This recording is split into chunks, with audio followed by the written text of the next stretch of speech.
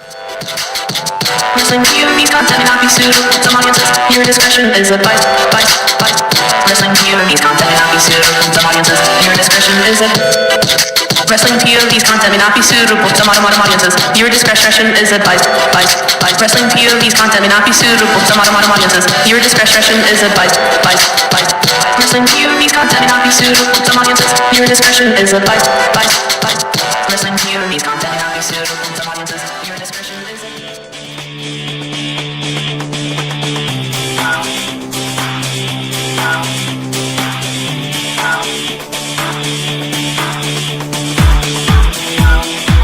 Another edition of Wrestling POV Global. I'm your host, TJ Logan. With me, my co-host with the most. We're talking about Magic Mike Singer. Mike, welcome back. How you doing, TJ? It's my pleasure to be here. You ready to do this, man? I am ready. Are you ready to go around the world and start talking about some great wrestling? Oh, you better believe it. Buckle in, folks. We're in for a long flight this week. But trust me, you're going to enjoy it every single second of the way. You know what? We got some really cool stuff we saw this week, both of us. We talked about it. And you know what? Sometimes great wrestling can prove even me and Magic Mike to be a little off because we had some opinions about certain things. And I'm looking at you, Impact. But you know what? Impact proved itself right this week. And we're going to talk about how great it was. But before we get started, let's talk about the rumblings going on. This week, rumblings will be news and rumors. I'm going to start off with the news portion. One of the cool things that was happening last week was the formation of the New Heart Foundation in Major League Wrestling. That's MLW out in the East Coast. This was the team of Brian Pillman Jr., Davey Boy Smith Jr., and Teddy Hart. And I got to tell you, fans, being a guy from Western Canada, the fathers of those guys were guys that I grew up watching in the so-called territory days before the independence. And it's kind of cool to see these guys wrestling together. I've known Brian Pillman. Well, I haven't known Brian Pillman Jr. I got to say that. He has started his career just recently. I knew his father very well for many years in Stampede Wrestling. Davey Boy Smith Jr., I've interviewed this guy many times. He is a mountain of a man. And Teddy Hart will surprise you with how athletic and crazy he is, but he's also sometimes one of those guys where you're not sure if he's firing on all cylinders sometimes. So I'm really excited. I hope the New Heart Foundation travels across the Indies and we see more of them. In other news, we forgot to talk about last week, was an important piece for New Japan, was Jay White. Switchblade Jay White has joined the Bullet Club of all groups. Did not see that one coming after his fallout with Okada. Jumping members of Chaos, leaving his own stable, which is sort of a no-no taboo. Jay White finds himself with the Bullet Club OG, the original Bullet Club gangsters they like to call themselves. And in that same vein, we had news this week that the elite of the Bullet Club have now decided they are no longer part of Bullet Club and will from now on will be called the Elite. They're cutting all ties with Bullet Club. Yeah, this is something that I've seen coming for a while, TJ, because, as I said last week, we've seen a lot of micro factions come out of this particular stable. And I think what we're seeing now is the egos beginning to come into play, because let's look at this thing from top to bottom. You've got some of the best talent in the world, not just in New Japan, but in the world in this organization. But time tells the story. I mean, we've seen it with many other popular stables. We saw it with Four Horsemen. We saw it with the NWO. We saw it with Evolution. Eventually, egos begin to start, coming to the surface. And when that happens, normally it just blows up into a big debacle. So this doesn't really surprise me at all. Well, how could it surprise anyone when you really think about it? Imagine you're in a team and then like 5 members of your team decide that they're the elite of the team and that you guys are the team and they're the better of the team. Doesn't really make for good teamwork. Moving on, we have some signings across the Indies this week. Gamma Singh Jr., formerly of Western Canada, has joined his father in Impact under the name Raj Singh and is still being presented as the son of Gamma Singh. I got to tell you, Raj Singh is a tremendous wrestler. I think we're going to see some really good stuff coming out of him from Impact. I actually, just 2 nights ago, got a hold of him on the phone. We talked, and he's willing to grant us an interview in a couple weeks, and that will play on the show and find a little bit about him, okay? And another person that was just signed to Impact, Jordan Grace. Now, this lady is a powerhouse. She's small, but she is, well, she's not tiny. Let's get that straight. She's not very tall, but she is a powerhouse of a lady. And ironically, I have an interview with her that will be playing probably down the road sometime. Yeah, the first time I saw this girl, I'll tell you, she's a genetic freak. I mean, she's got some arms on her that I know I wouldn't want to cross her or get on her bad side. But yeah, the fact that she's signing to a major company like Impact pretty much puts the rest of the women on that roster on notice, because when you have somebody like that coming along, you know, you got to totally change your game plan. You got to totally change the way you approach your matches, because she's like nothing Impact has seen, especially since the days of Awesome Kong. Well, you know what? And another thing, she was probably one of the sweetest ladies that I got a chance to interview, and we'll have that interview someday down in Time Capsule. And on my last bit of news, probably no surprise to a lot of people, but Adam Page of the Elite has decided not to re-sign with ROH. That is the official news out there. I have no idea where he's headed or what, but hey, time will tell. Let's turn it over to you, Magic Mike. I believe you've got a bunch of rumors that you've been listening with this week. Yeah, in fact, I do, TJ. There's a lot of things going on right now in the world of professional wrestling. As you said, there's a lot of news that's becoming more prevalent over the last several weeks.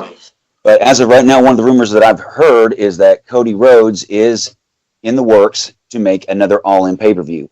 I'm sure if anyone knows this business knows that Chris Jericho has his annual cruise where he brings other wrestlers from different organizations onto the boat, and they have a weekend of wrestling on a cruise ship, which is different, but I think it's kind of pretty cool myself. But it was there that Cody made the announcement that somewhere down the line, off the success of the first All-In, he wants to do a second one. And to be honest with you, I think if they do put that out there, it may be just as good, or if not better, than the first All-In, because a lot of people have said the same thing that I've said. It was one of the best pay-per-views that we've seen off the independent scene for quite some time.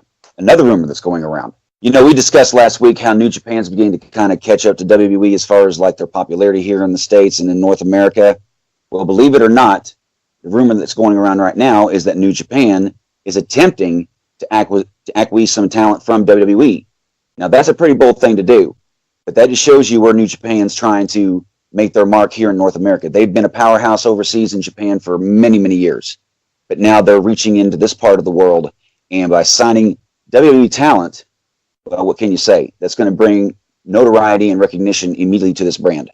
Now, you did say that Adam Page has no intention of re-signing with ROH, but the rumor that I'm hearing right now is that he wants to go to New Japan.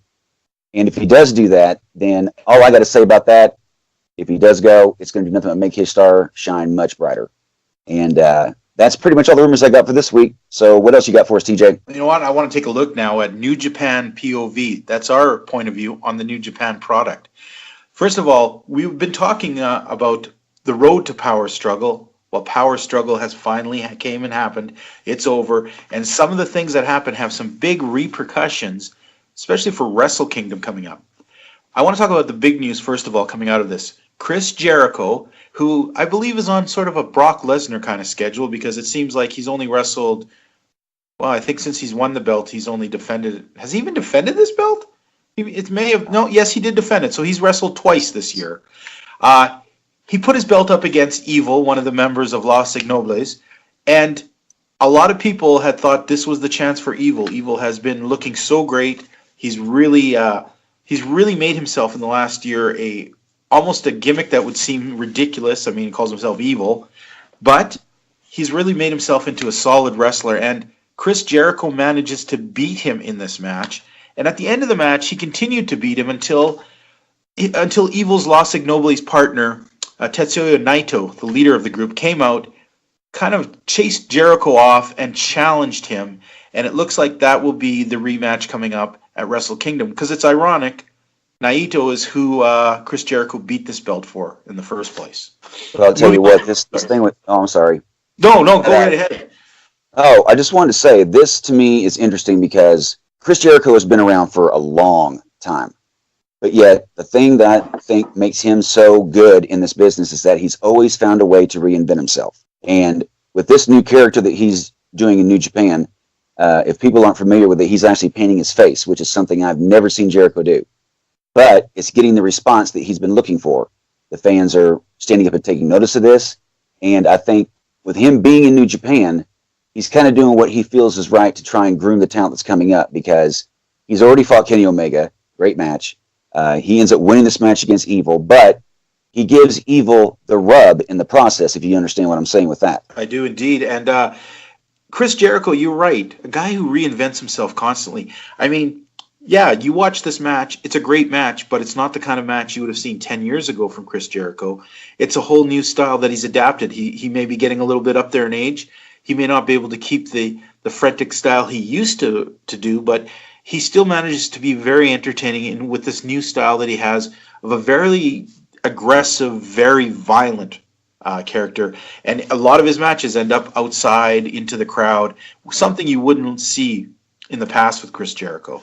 Now, moving on, we have we talked about this last week, and we speculated maybe this might be a rematch at Wrestle Kingdom. Nothing set yet, but Tomohiro Ishii did in fact pin Minoru Suzuki to retain his RPW British Heavyweight title. That's right, he defended the British Heavyweight title in Japan. You got to wonder what the British feel, but the truth is they really love Ishii. He is very popular. We talked about the craziness of Minoru Suzuki, a man who is just violent. And these guys, of course, had a match. I got to tell you, Magic Mike, they drug each other across everything. And they stood there. We talked about that fighting spirit, about slapping each other. There were times in that match I thought that Suzuki had pretty much knocked out Ishii with just the continuing pummels to the head, the elbows, the slaps. But Ishii kept powering up, red, as you could possibly imagine, a beating taken, and manages to retain. Well, moving on, we also talked about the Super Junior Tag Team Tournament, the Super Tag League, held every year. The winning team of this gets a title shot later on against the current champions. Well, it came down to a three-way match where Roppongi 3K actually pinned the team of Bushi and Shingo and Desperado and Kanemaru. Desperado and Kanemaru are the current champions. They won last year's Super Junior Tag League, and they look like they could almost take it again. But Roppongi 3K, who after having a tremendous debut last year, have fizzled a bit during the year, have not had the greatest of showings, but have started to make a comeback. And I think that they are going to take a very serious run at these tag team belts.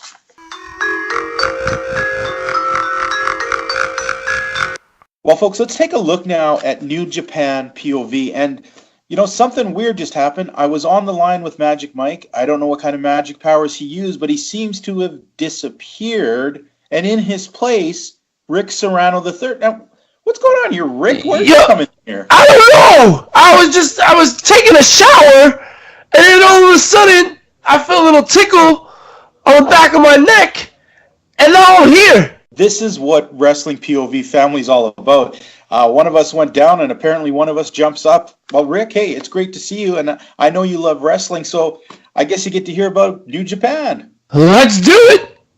Well, you know what? Last week we had talked about the road to power struggle. Yes. Well, this week it was power struggle. And there were some great matches culminating in the big main event of it all. Chris Jericho retains the Grand Prix Intercontinental belt over Evil.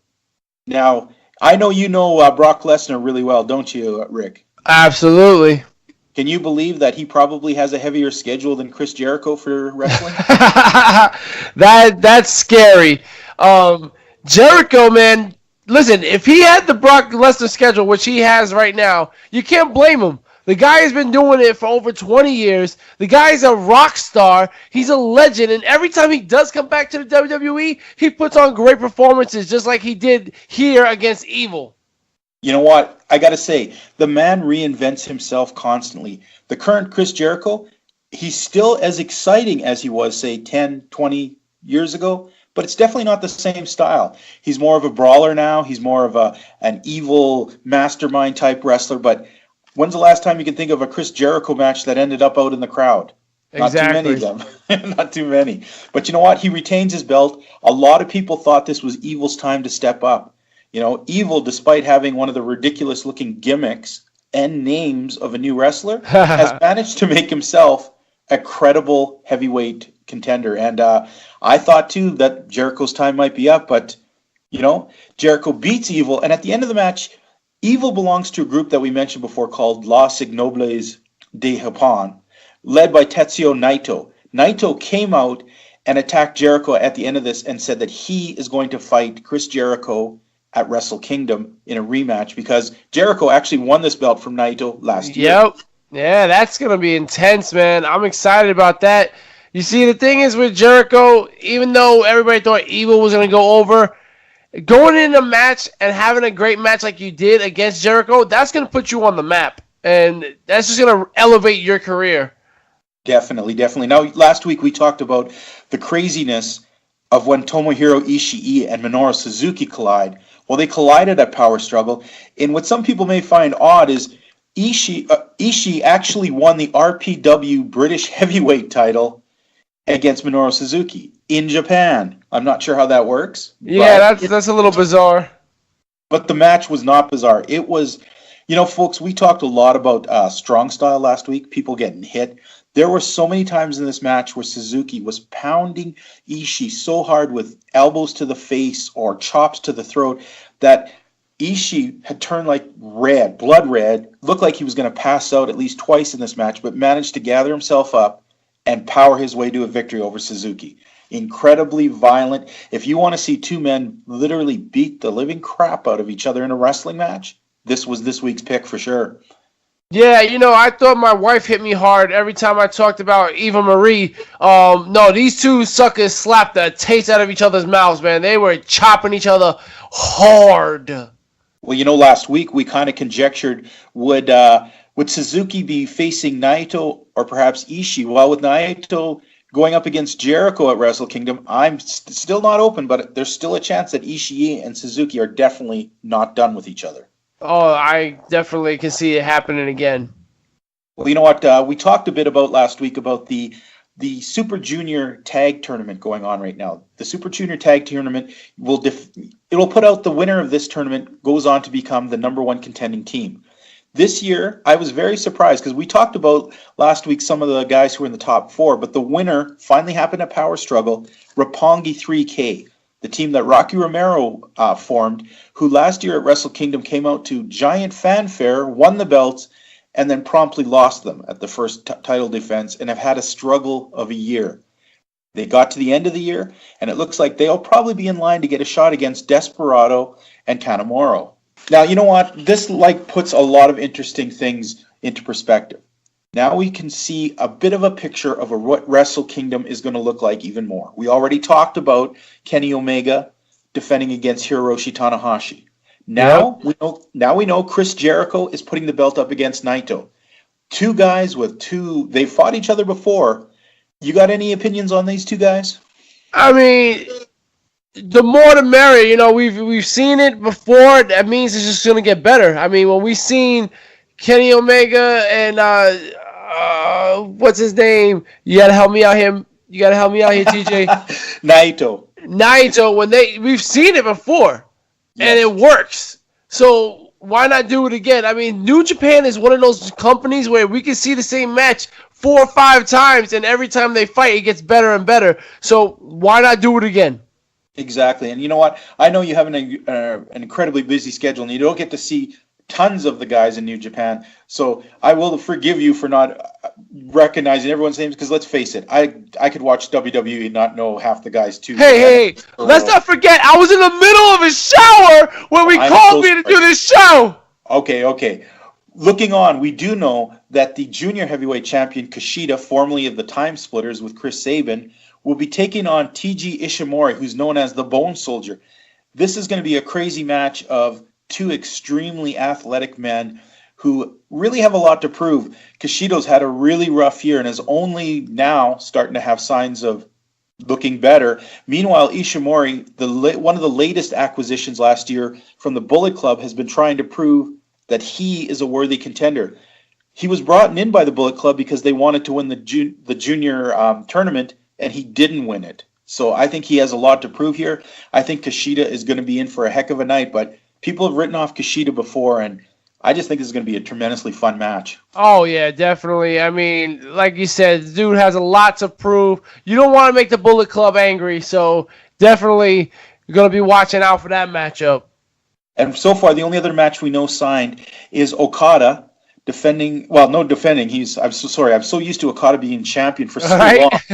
But Okada taking on Switchblade Jay White, who betrayed him. They were members in Chaos together, and then Jay White sort of weaseled and wormed his way around, said a lot of bad things, made a lot of uneasiness in Chaos, and then turned on his Chaos members, and now claims his most objective is to take out Okada to prove he's the best. So these are two guys with a lot of chips on their shoulders against each other, and I think this is going to be probably one of the more surprisingly good matches. I think it'll be one of the underrated matches on the card. Oh, I mean, underrated, absolutely. I mean, it's Okada. I mean, Okada has been champ for about 18 years. The guy is amazing. He's going to put on a great show. We already know it. Wrestle Kingdom is going to be a great, great performance by all these guys. It's going to be a great show. It's going to be fun. It's a good way to start off the new year, that's for sure. Well, you know what? We're going to travel across the world now. From the land of Japan, we're going to come back to North America and take a look now at Impact POV. I got to tell you, last episode that we talked and we got together, Rick, I know me and Magic Mike were pretty hard on Impact last week. Yeah. We thought, wow, how's it? But I got to tell you, man, I watched this week's episode of Impact. Holy smokes, this was fun. This is the kind of stuff what I was complaining about last time that they didn't do, they were doing. We got to see big matchups and some great wrestling out of here. Now, we got to see Rich Swann beat Willie Mack, which was a really interesting match when you consider that Rich Swann looks like he's probably half the size of Willie Mack. Exactly. Willie Mack is no slouch. This is one of the big guys on the independent circuit right now. But Rich Swann, they had a great match. They're friends. There was no cheating. There was no hard things between each other. They went in there, had a tremendous battle, and Rich Swann taking the win. Yeah, that was shocking. I mean, the two guys, like you said, they're friends and everything. It's always great to have a friendly matchup in wrestling because, you know, it doesn't always have to be a good guy versus a bad guy. Having the two friends come along and do this matchup was great. And like I said, Willie Mack is a guy to watch out for. I definitely see him in NXT very shortly. I don't think he's staying in Impact too much longer. Willie Mack, for his size, the way he moves around that ring is amazing. And Rich Swann, if he didn't mess up, he would be the Cruiserweight champion right now. But I think that bridge is burned. But Willie Mack, you can come to NXT anytime, I believe. Well, you know what? One of the things I'm very excited about was the debut of a new team. Well, a new old team. How do you say it? The new Desi Hit Squad. Gamma Singh has his team, the Desi Hit Squad, out there for a while. Govinder Singh has been missing. They've been talking that he was sent back to India for some more training or whatnot. So his current guy, Raj, whatever, I'm not very sure of this guy. I don't really follow him very well. But all of a sudden, out comes a new guy. Last week we talked about it. Nobody knew who he was. He is truly Gamma Singh's son, Raj Singh. And I love this because I have been a close personal friend of Raj Singh for about 10 years. Wow. I've known this guy really well. We actually talked a couple nights ago on the phone, and he's agreed to do an interview on Global with us in a couple weeks once he gets settled in on Impact. Awesome. And he's wanting to talk a bit about, following in his father's footsteps. He's a legend here in Western Canada, but now you guys get to see how great Gamma Singh is. Oh, yeah, absolutely. And, I'm really interested in this other guy you just mentioned, Missing. Gurvinder Singh? Yes. No. Not Gurvinder Singh. You said Missing. So who's missing? There are so many Singhs. It is Gurvinder Singh is the one missing. Not Raj Singh, but Gurvinder Singh. TJ, listen. Rick Serrano III here is making a wrestling POV joke. You saying his last name is Singh, Singh. You get it? Oh my Lord. Okay, you got me. That was clever. Yeah. And I'm gonna listen now because you're throwing the barbs out tonight, but I'm gonna dodge. I'm gonna be there. Well, you know what? Have you seen Tessa Blanchard much? My God. What do you think of this lady? Like I said on the first episode of Wrestling POV Global, which is available on iTunes, YouTube, Podbean, Spotify, iHeartRadio. You can check it out all for free. I said it last time. She's a great worker, and I think she should have never signed a 3-year contract with Impact, and she should have went to WWE because I would love to see her versus Charlotte. But she's gonna dominate Impact, and she's gonna be on top of that mountain for a long time because she is one of the best workers, not in women's wrestling or men's wrestling. She's one of the best workers in Impact. Well, she would have done her father extremely proud this week as she took on Taya Valkyrie in a rematch from Bound for Glory. She pulled off a perfect Tully Blanchard move. In the middle of the match, as things were getting tough, she grabbed the referee and punched him in the face and got herself disqualified to retain her title. That's the way Shades to of do Tully Blanchard all the way. Yeah. Now, I think we need to explain to some of the fans who've been tuning in about, they've been very vague about it lately, but there's two groups called LAX. Yes. And they seem to be really at war with each other. And I just wanted to take this opportunity to explain what this is all about. Okay? We all know the original LAX was Homicide and Hernandez. And they had been managed after a while by Conan. But there seemed to be a bit of falling out and injuries and all sorts of things that both Hernandez and Homicide had left the company. In their space, Conan brought in two guys called Ortiz and Santana, and they were now called LAX. Well, that was all good and fine until the original LAX showed up with Eddie Kingston declaring themselves the OGs. Well, these guys went to war, and folks, this isn't just the wrestling war. These guys were taking shots at each other in the streets. There was all sorts of violence from gangs. Finally, the godfathers of the LA gangs stepped in and basically called a forced truce between the OGs and LAX, saying they could no longer openly go at each other. So what does Eddie Kingston, who's probably one of the more brilliant minds, decides what's another way he could take a swipe at Conan? By attacking the Lucha Brothers, who are actually good friends of Conan, which set up a match last week where Phoenix was attacked with I believe it was a fork last week. Yep. This week, Pentagon Jr. took on Homicide, and once again, we seen the OGs pulling off their usual kind of horribleness, as I'm going to say. They're not exactly nice guys. Definitely not nice guys. I mean, back in the day when LAX was running around TNA, I love these guys. Homicide and Hernandez was amazing. It just seems like now Hernandez has lost a step or two. Like we said, when he was on Lucha Underground, he lasted 5 minutes in a match, in the 7-way match. And now on Impact, he's doing the chops and the suck it chops. I just don't get it. Hernandez was never like that. I don't get what's going on with that. But again, the original LAX was amazing. I don't know. I'm not really feeling this whole thing with the OGs and LAX. I don't know. Conan could barely move. It's just one of those things for me. I don't know. I'm not really feeling it. You're not digging it. You're not digging it. I get that. The only thing I'm digging out of this is I got to admit, I really like Eddie Kingston. He is amazing. Yeah, he's the best part of it. So I'm hoping that we'll see a little bit more of him and a little bit less of the OGs. Definitely. I agree.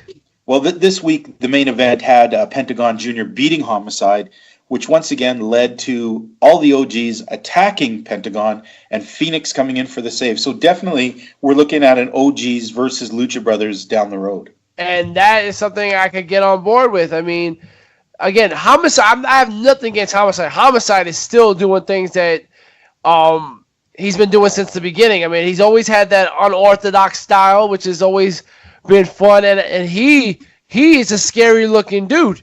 I mean, he looks like he was raised by pit bulls. I mean, that's just how ugly he looks.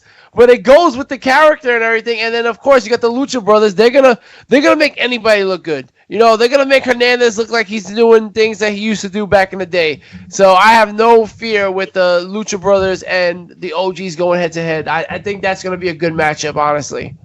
And I gotta say, Pentagon Jr. has probably one of the most unique looks that I've seen in a very long time. Definitely. Well, you know what? I'm gonna switch gears now and head over to the thing we call time capsule. Yeah. Now, I need to know why on earth you had Brad Pitt as your intern for a little while, because that guy drove me insane. All I was trying to do was explain what the time capsule box was about. Rick, I just spent the last 2 days in a shower curled up in a ball crying because I told him it was in the damn box, but he just I know. Yeah, I'm sorry about that. Brad, he has some issues sometimes when you're not forward with exactly what you're saying. Sometimes you just got to just keep repeating yourself over and over again. He's hard of hearing sometimes. If you guys don't know what we're talking about, make sure you head over to the Wrestling POV Podcast Facebook page and check it out. TJ was definitely struggling with Brad Pitt when Brad Pitt was asking, "What's in the box?"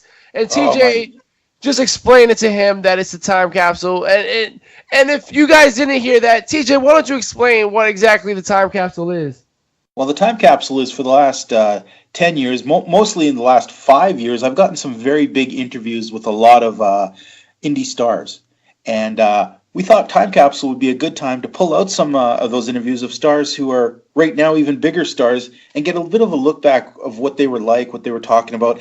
Now, this one comes from late in 2015 when our good friend Kenny Omega, current IWGP World Heavyweight Champion, was visiting up north here. I got a chance to sit down and talk with him. He had just regained his IWGP Junior title at the time. He was called the Cleaner, and he was in the Bullet Club, but he had his eye on the heavyweight division, and we all know what happened when he graduated up.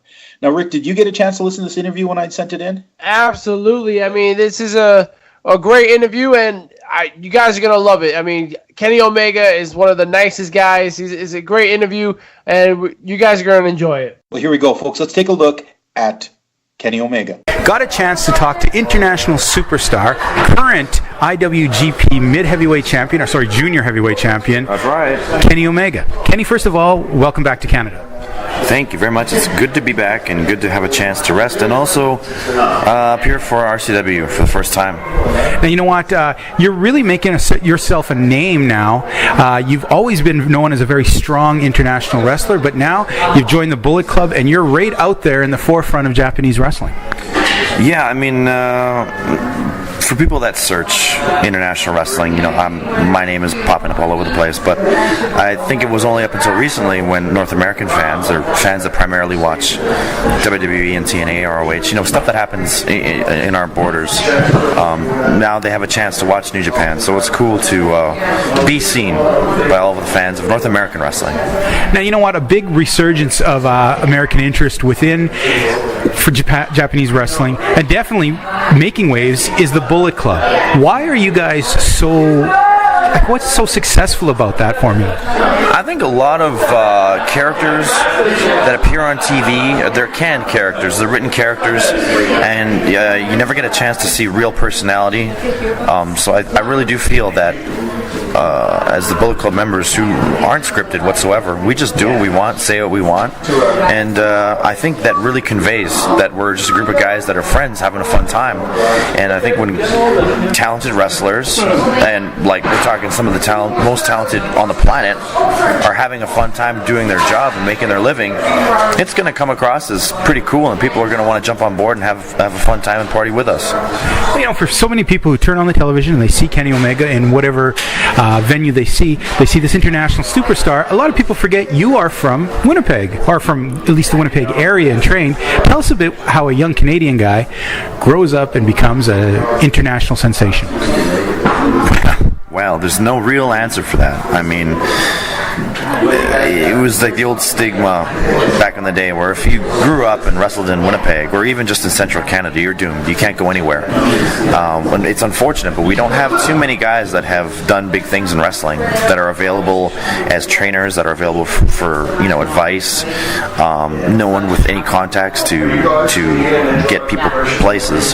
So to even get a chance to get somewhere, no one's going to call a favor in for you. You have to stand up like head and shoulders above the rest, and then when you get that chance, you have to knock it out of the park, and then when you come back, you gotta knock it out of the park again, and then when you finally have the chance at the big match or a title and the chance to carry a company, you have to knock it out of the park.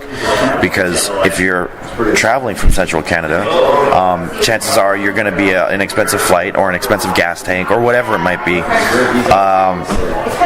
It just takes a lot of hard work and a lot of studying, and I mean, a part of it too is heart and dedication, and even natural ability. I just lucked out. I guess I had the right combination of things at the right time, and was able to make some magic when magic was needed. Now, how old were you when you first made your first trip to Japan?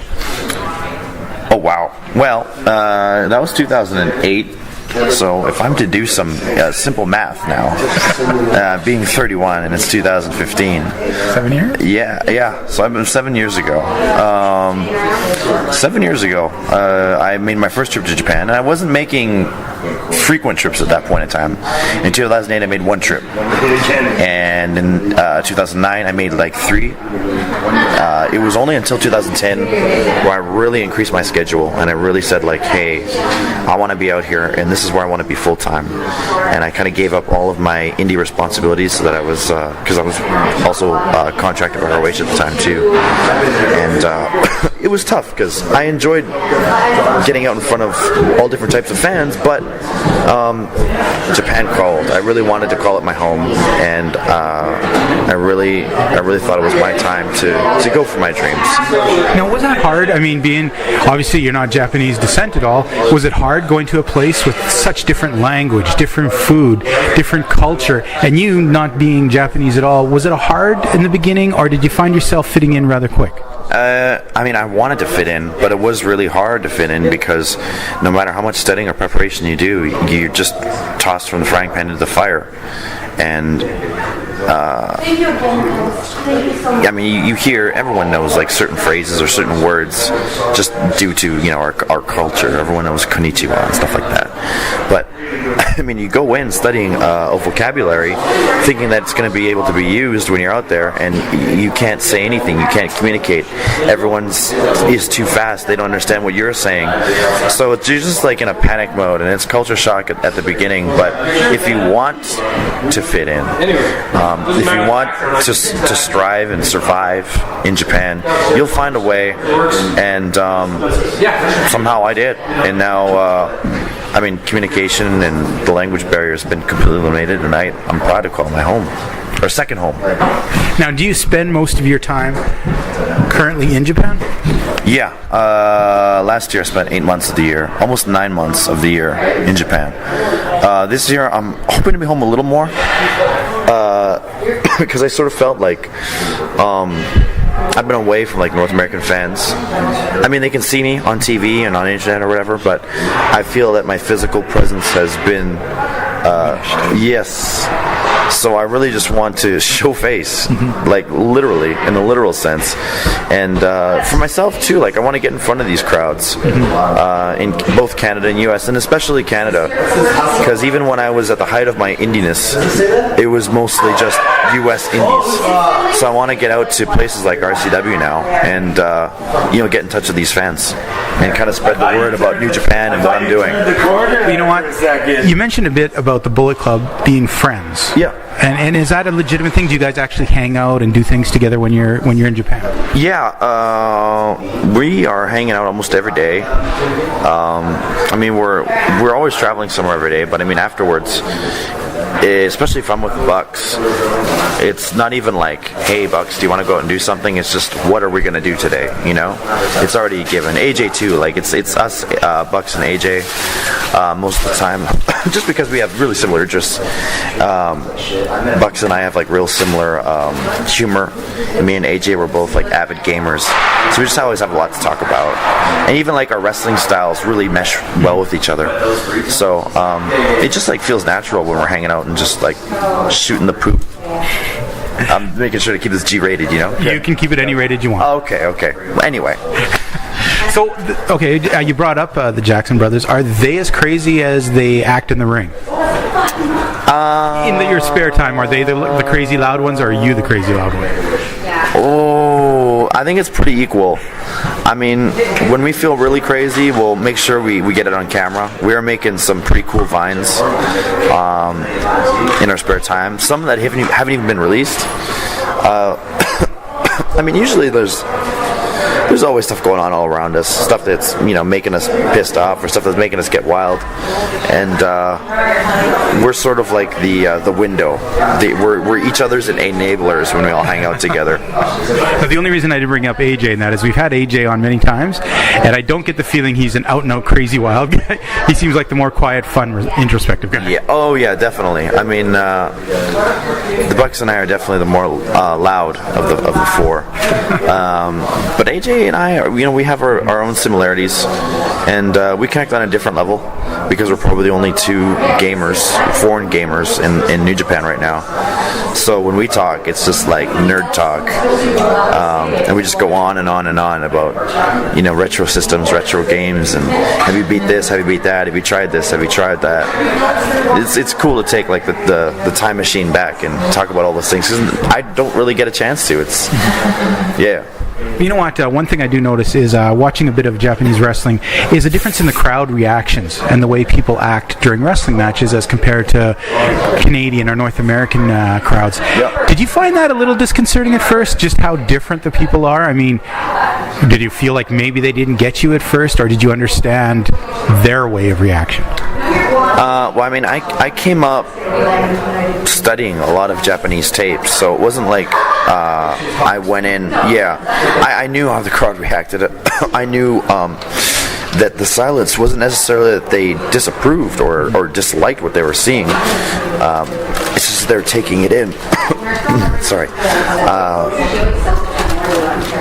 So at times when the crowd is silent, you just have to have confidence in yourself that what you're doing right now has captured their attention. But I mean, this probably goes without anyone. You want to get them rocking. At the end of the day, at the best parts of the match, the most exciting parts of the match, you want to make sure that they're at the edge of their seats and just like throwing a fit. But in the times of the silence, if it isn't during those times, then there's a good chance you're doing your job. Well, one thing in all fairness too, the Bullet Club has grown this reputation of you guys actually make the Japanese fans almost react like North American fans with the way you've been acting, which not people have been able to do for a very long time. Right, we're trying to condition them as such. Our antics in general are very North American, and in my junior heavyweight run, I've tried to incorporate a lot of North American tactics. I think that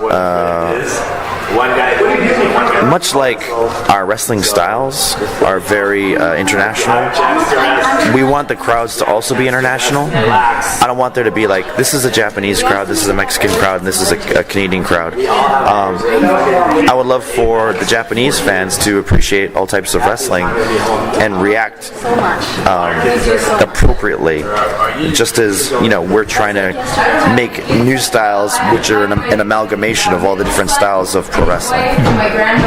Now, do you find that the Japanese themselves, the reaction to certain things, is it very, very different? Because, like, I just want to bring up, years before, I remember seeing you in a match with a 9-year-old girl.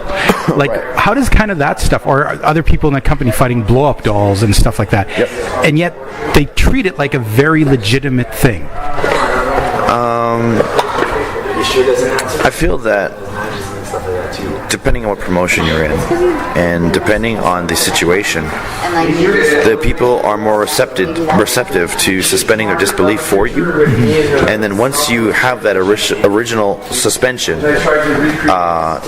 you can create your own world, your own set of rules, and within that universe, that set universe, proceed to tell that audience the story that you had planned. In the case of the little girl, in the case of the sex doll, or whatever, the fans went into the match wanting to believe. It's like, it's like, Agent Mulder, he wants to believe, so he wants to believe, and he's ready to accept any possibility of anything happening. for that, that's why. I mean, that's one of the reasons why I love Japan. I mean, they're at least willing to give everything a try. You know, whereas other fans, they're very set on a certain type of thing that they want to see. Well, you know, one thing that is really interesting about the Bullet Club and the way you guys wrestle is, I think, what makes you guys so effective is, unlike other companies, you guys heels aren't chicken shits. You don't run away and then try and get things in. You may be dastardly and do stuff, but you guys are out there fighting. Do you think that has been a big difference of what's made your popularity so big there? I mean, I believe it's a factor, of course, but I think in general, it's our attitudes outside of the ring, the way we carry ourselves, sometimes just our air of confidence in general. I think the fans pick up on it, and they feel that atmosphere that we bring to the ring. And I think that's why, like you said, I mean, they're starting to react in a more North American way. I think it's because we come out and it's not Japanese, it's not classical, and the fans are trying, they're reacting like they feel like they should react. There's no way to pinpoint exactly why we became so successful, but in general, I think it's mainly just because we're not bending to the age-old rule, like, hey, this promotion is this style, or this promotion is this style. We became Bullet Club, and we said, we'll just do what we want, and that's it. The fans jumped on board.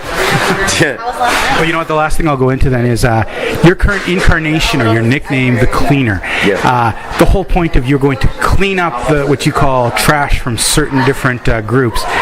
Where did that come from in your mind? Well, I mean, originally it had a completely different meaning. I was supposed to be like, you know, it was supposed to be an assassin-esque type character, like the Professional, you know what I mean? But as I became more and more demented and just like zany,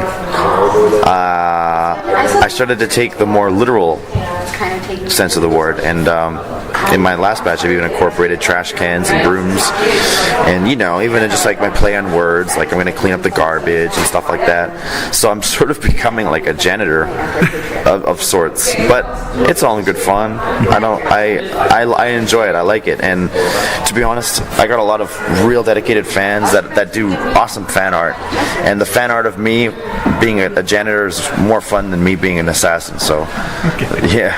Well, you know what? If I'm a promoter who wants to book Kenny Omega at a show, how do we get a hold of you? What places can promoters and fans find you? Well, first you got to make sure you have a lot of money.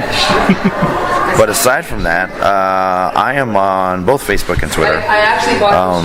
Facebook, I'm just Kenny Omega. There's a lot of fake accounts, but it's Bullet Club, the Cleaner, Kenny Omega, like face on it.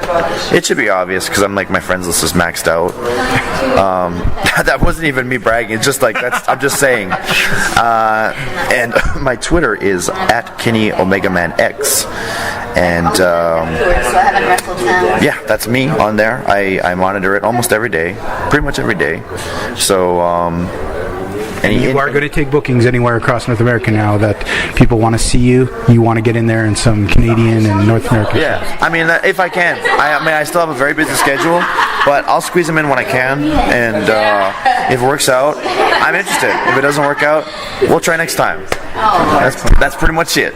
You know what? Well, we want to thank you for taking the time to talk to us, and we wish you the best of luck, and we look forward to seeing you again, Mr. Omega. Thank you very much. It was a lot of fun. Well, that was this week's Time Capsule.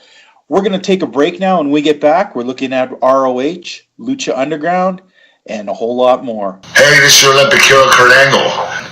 Listen to the Wrestling POV podcast. Oh, it's true. It's damn true. Wow, man, we are back. Wow, I just can't believe it. Like that interview was amazing, man. Like Kenny Omega, if you don't like this guy, then there's something definitely wrong with you. I mean, the guy can talk. I mean, what does breath smell like? I don't remember exactly what his breath smelled like, but I do remember thinking he was a very down-to-earth guy who had some tremendous ideas of what wrestling could, should, and will be in the future. And he has been changing the face of New Japan in the last 3 years since this interview. Absolutely, man. I mean, it was a great interview, great hearing from Kenny Omega, and again, it's always great to see or listen to wrestlers from the other side of the curtain. You know, when they're actually sitting down talking to a journalist like yourself, or just talking to the fans. I mean, it's always great because again, they are fans of wrestling themselves, and I think that's the best kind of wrestler when them themselves are fans. Well, you know what? I have coming up another great interview in 2 weeks that another man who fascinated me with his knowledge of wrestling, and that was current NWA World Champion Nick Aldis, also known as Magnus from TNA. We sat down for a good, must be 15, 20 minutes, and he was really fat. Going in, I hadn't known a lot about him. I'd seen the Magnus thing and didn't know what I was going to get myself into. I was so impressed with the way and the things he talked about here. Oh, well, that's great to hear. That's going to be something definitely to look forward to in the next 2 weeks. All right, guys, just to let you know, Wrestling POV Podcast and Wrestling POV Global is affiliated with the Collar and Elbow brand. Head over to collarandelbowbrand.com and save yourself 10% by using promo code WPOV. You know, TJ, that's more than 9%. It's less than 11, but it's more than 9%. It's 10% off by using promo code WPOV. They got new shirts, they got hoodies, they got hats, they got sunglasses. And let me tell you something, guys. This Collar and Elbow brand, they support local indie wrestling. They also support podcasts like our own. I mean, it's amazing. Go to collarandelbowbrand.com. Save yourself 10% by using promo code WPOV. And now, TJ, what do we got coming up next? We have honor roll time with ROH, Ring of Honor time. We have just finished Survival of the Fittest. And Survival of the Fittest is one of those big tournament type things of the year where it determines the number one contender to go after the world champion. We had a bunch of interesting, crazy matches. I mean, I'm only going to touch on a few of them because it's a big tournament. And it was really uniquely done this year because it was a series of matches where there were a couple one-on-one matches and a couple three-way dance matches, and the winners of each came down to 6 men who fought each other in a elimination-style match, with the winner becoming the new number one contender for the ROH belt. Standout matches in there. Jonathan Grisham beating Tracy Williams. A lot of people didn't know who Hot Sauce Tracy Williams is. He's been a name across the indies for a while, has not had an opportunity to step on a national level like this, but he gave such a great match. He didn't win. Gresham did in fact win, but Tracy Williams came out of there looking like a star and a guy to keep your eye on. Absolutely. When you have a match like that, they call you Hot Sauce for a reason because, you know, it has a lasting effect. And that's exactly what he had in this matchup. I mean, you lose the match, but people are talking about you. That's a good sign. Well, you know, Jonathan Gresham, known as this guy who's the man of a gazillion holds almost, seems to be snaking over you with every possible hold he can get. But Tracy Williams, you know what? There was not one punch thrown through this entire match. It was incredible locks after moves. It was a kind of a refreshing sight to see. You don't get to see that in a lot in wrestling. So it was definitely a match that I wanted to say take a look at Survival of the Fittest. Absolutely. Moving on, there's a guy, I just wanted to kind of point him out, and I don't know how much more we'll see of him, but he did lose his match. PJ Black, do you remember PJ Black used to be in the WWE as the South African guy, Gabriel something? Justin Gabriel. Justin Gabriel. Well, he took on a guy, and I know you're going to laugh your head off when you hear this. His name was Luchasaurus. Wow. And Luchasaurus was a very large luchador wrestler in a dinosaur kind of get-up. But he was actually really somebody. I'm going to do a lot more research. This just came up. I don't know who this guy is, but he's obviously somebody because he really put on a heck of a match. And I want to see more of Luchasaurus, as silly as that sentence just sounded coming out of my mouth. I mean, if the guy can wrestle, the guy can wrestle. I mean, Luchasaurus, I mean, it's just a name you don't forget. So you got to give it that. Yeah, I mean, the guy definitely can wrestle. I mean, you would have to be able to wrestle with a name like that because I don't know how much respect you can get with a name like that. But obviously, he put on a great match against PJ Black. PJ Black, Justin Gabriel is just amazing. Too bad he was just injury prone with WWE and just didn't pan out for him. I wish he would come back. I think he would have a good run. You know, seeing PJ Black team up with Neville, I think that would be a good pairing. What do you think about that? Wow, that is really good. I like that. On this card, we got to see Madison Rayne. Now, Madison Rayne, formerly of TNA, who had been a stalwart of that company, has been one of the top women wrestlers. She's been looking really great. She's only on a 1-year contract with ROH. She says this is probably her last year of wrestling.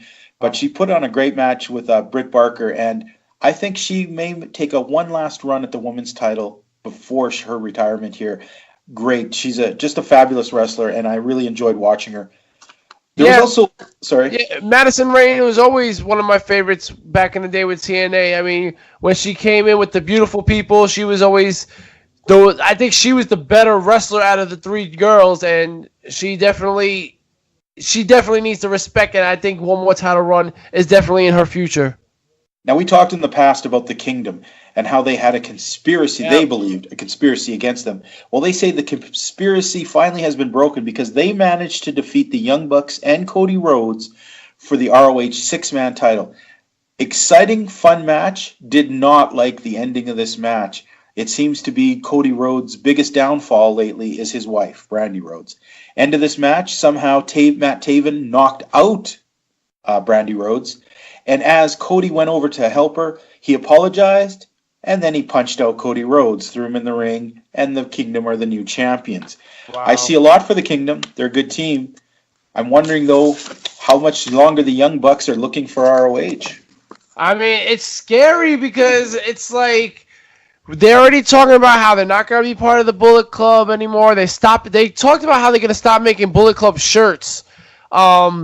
I think the Young Bucks might be WWE bound. I don't know, man. I just have this feeling, and all I can say is, don't do it, Young Bucks! Stay away! I got to agree. That would be probably one of the most tragic mistakes I think we could possibly see.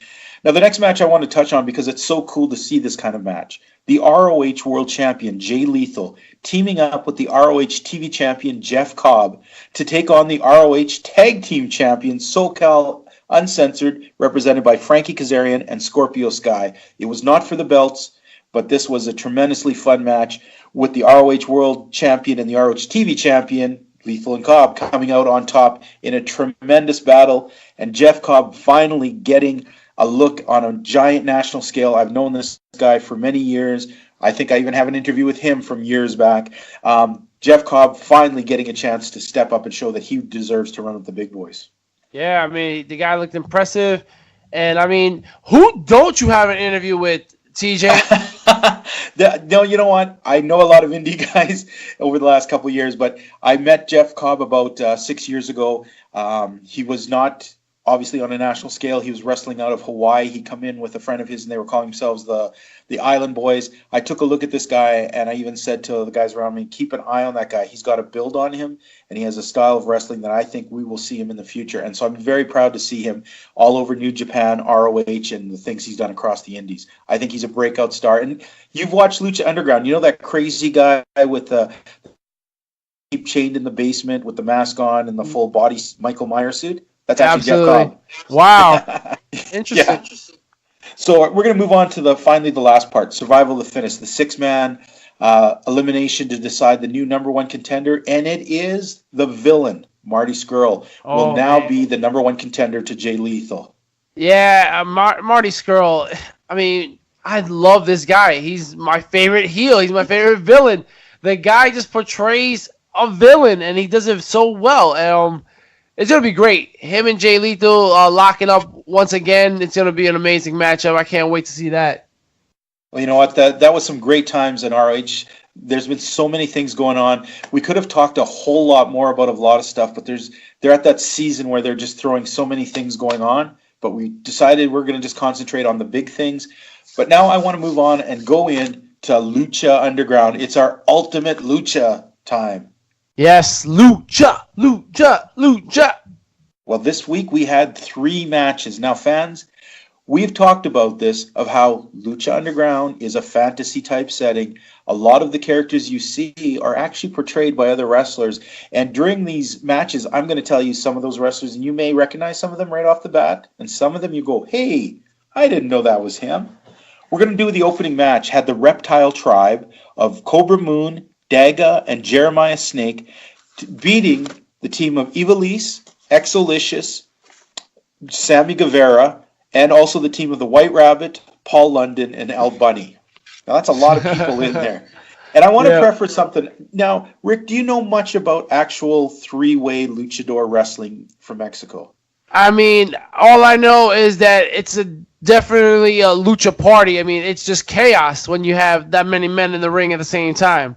Well, one of the things, too, and I think fans may find this very strange or odd, but traditionally in some of the three-man matches they have in Mexico, they feature a man, a woman, and, how do you say this? I'm not so sure. Is it a man or is it a woman? Oh, an in-betweener. Yeah, and that's one of the teams had that. Exolicious. Is Exolicious a man or a woman? They don't say. It could be either. It looks very much, and that's a tradition in Mexican wrestling to have that three-person type of team. Oh, interesting. But I want to tell you about this Reptile Tribe, Cobra Moon. If you look closely, that's Thunder Rosa, who's been competing all across in Mexico. Jeremiah Snake, Sammy Callahan. There's no one who could not have recognized him. Wow. When we looked at the other team, Evilisa, Exolicious, and Sammy Guevara, they compete under those names. But here's the ones that are going to throw you now, okay? Okay. Paul London. Yes, we know Paul London. White Rabbit currently competes in TNA as Killer Cross. That's the same guy. Wow. And this is the one that's going to blow you away, Rick. Okay. El Bunny wrestles also as at Mascarita Dorada, who was also El Torito in WWE from the Los Matadors, who were the clones. That is crazy. You know, the one that I'm really intrigued by, though, is this Paul London guy. Is this the same Paul London from WWE? I mean, that's just it is too much of a coincidence. It totally is. Obviously, Paul's slowed down a bit. His style is not so high-flying, but he plays a very creepy character. This week's episode, he was the one guy who stood out. He made Exolicious seem normal. Wow. So, yeah, I mean, I'm loving this Paul London. I mean, if we ask the question, who's better off right now? Is it the Brian Kendrick or is it Paul London? I would have to go with Paul London. What about you? Well, that's a tough one. You know, Paul London, we remember what happened to Paul London. Yeah. He did something stupid backstage on camera in front of Vince McMahon, and all of a sudden, he has never been in the WWE again. So that's been a sad thing. Brian Kendrick is still, he's hanging around with the cruiserweight, so he's probably making a lot more money. But, I think maybe Brian Kendrick got the better end of the stick of that team. But I always thought Paul London was the much more talented guy of that pairing. Absolutely. Well, you know what? The second match is part of a big storyline going on. And that's Johnny Mundo, who we know in TNA as Johnny Impact. His wife, Taya Valkyrie. Recently, they got married on Lucha Underground. Yep. And there's a character there called Ricky Mundo who changed his name, by the way. He isn't really Ricky Mundo. He changed it because he's so obsessed with Johnny Mundo. He changed his name to Ricky Mundo. And he actually ruined Taya Valkyrie's wedding. And she got her revenge this episode. My goodness, I've never seen a woman beat the stuffings out of a guy so thoroughly and so angrily. It was kind of uncomfortable, Rick. I mean, have you ever heard the term bridezilla? I mean, yes. You don't mess with a woman on her wedding day, that's what you get. And then let's go into the main event. The main event was pretty amazing. And it featured two wrestlers. We know them as Son of Havoc and Killshot. Now, to give some clarifications before we go into the story, Son of Havoc, you may know him in the past as Mad Dog 20 or Matt Cross. He was all across the independents. And Killshot is the just recently former champion Shane Strickland. So these are two really great wrestlers. And the story here was these are two guys who were forced to team up. They did not trust each other because they both wear masks. They refused to share anything with each other, and they attacked each other. So Lucha Underground decided to put them together in a match, mask versus mask. Which is probably the scariest match for any luchador. And you want me to explain that, or would you like to, Rick, what the mask means? I mean, I think you're the man. You're the man for the plan, man. Well, down in Mexico, there are so many things that are a little bit different in wrestling than it is here, but the biggest thing is the mask. Here we use the mask as a thing of where a guy's hiding out. But in Mexico, the mask is a symbol of your family, of your pride, and the mask is something that every Mexican wrestler aspires to have, his own mask and his own masked identity. When that's taken away, it's considered kind of the ultimate shame. So in Lucha Underground, were two guys who were very dedicated to wearing masks. They've never said why. So this was going to turn out to be a shameful thing for one of these guys who loses. There was conjectures. I mean, they talked about Son of Havoc. He's known to be a biker. Is the reason he wears a mask that he's wanted by the law? Is he an outlaw biker that other bikers want to beat up? Nobody knows. Killshot. There's been some kind of rumors that he's a soldier. Is he missing in action? Has he gone AWOL? Why is he wearing a mask? Well, we're going to find out something today at the end of this match. And it was a tremendous match. I mean, Absolutely. I really enjoyed it. These guys really know how to work. But at the end, Killshot gets pinned, gets the mask removed. We see his face, and then just sort of the rumblings and talkings. I think the story here we got is that Killshot was a disgraced soldier who may have left people to die behind enemy lines, and he was very ashamed to show his face. I mean, who can't say that they don't love Lucha Underground? I mean, the drama alone, and then you get wrestling on top of it. I mean, who doesn't want to tune in every week to this kind of stuff, man? Well, you know, we forced Magic Mike to watch some of these episodes, and he went in with a negative mind, and he came out with saying, you know what, I think I kind of like it, TJ. Yeah, so we converted him. Definitely. But you know what, folks, you got to check out Lucha Underground. The episodes are coming out weekly right now. It's in its 4th season, and it's really, really a fun mix of fantasy and wrestling. And really, if you're a wrestling fan, how could you not like that? Your own fantasy story. So, Rick, I know you're visiting us right now, and I thank you for jumping in. But this is the tough part of the show now. Mm-hmm. This is what we call face-off. Now, last week, you guys put a poll up after the face-off. I lost.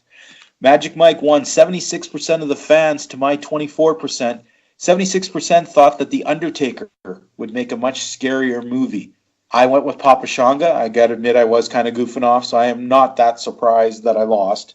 But you know what, TJ? Let me just interrupt you for a second, because, you know, even though you lost the poll by a landslide, we did have some fans actually comment, and I'm going to read off some of the comments. We had Sean Patrick Murphy said, "It's hard to pinpoint exactly what Undertaker is or what his domain of power is. He is the dead man, the phenom, but what are his powers besides calling lightning, having a cult, and being possessed of unnatural stamina? However, it's abundantly clear that Papa Shango deals in voodoo, which would be a terrifying zombie flick or something." And then we hear from Chris Hoff, who says, "People are confusing this with who is your favorite wrestler. Dead Man is not scary at all. Papa Shango, on the other hand, has the makings of being perfect horror movie villain."